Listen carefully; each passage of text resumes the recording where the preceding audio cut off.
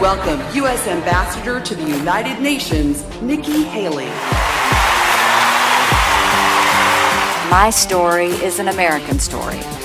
I was born in Bamberg, South Carolina, the daughter of immigrant parents from Punjab, India. My mom heard me saying how hard it was to make $1 and how easy it was for government to take it.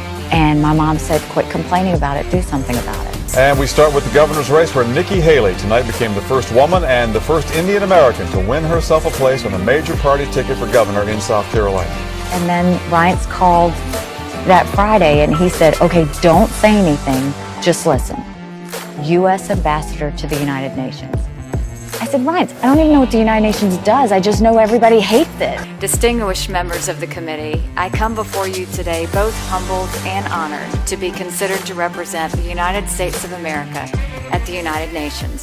Standing up against this global pressure campaign on Israel and the Jewish people goes to the heart of our friendship and the heart of America. Former ambassador to the United Nations from the United States, Nikki Haley, arriving in Israel just a few days ago. Now the two discussed their unwavering support for the state of Israel. I want to point out, though, that this is in line with Nikki Haley and her bold stance at the UN as the U.S. ambassador over the past year. When I heard country after country in the UN Security Council hypocritically standing in judgment of Israel, I spoke out.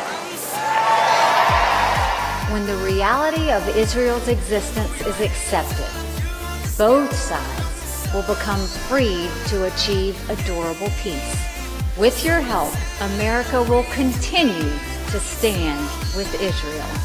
She is the surprise rock star, without question. She's so tough and she is so consistent. And you just know you're not going to move her.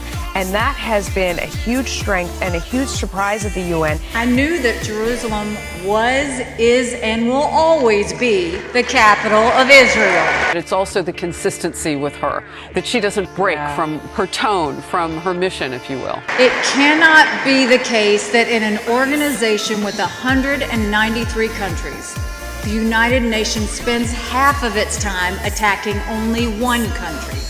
We will not accept it any longer. You can't destroy what God has blessed. And God has blessed Israel and her people.